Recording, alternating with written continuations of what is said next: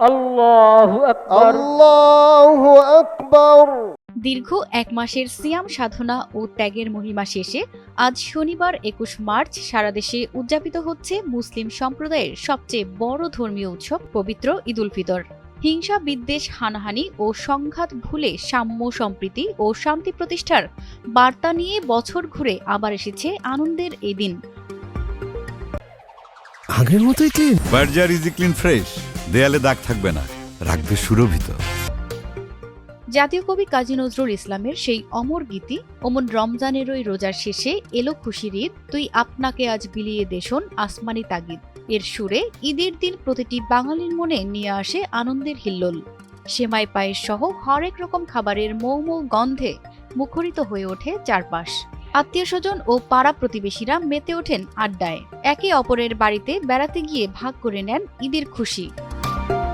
প্রতিমা সরকার, NTV online. আগের মতোই clean. Berger easy clean fresh, দেয়ালে দাগ থাকবে না, রাখবে সুরভিত।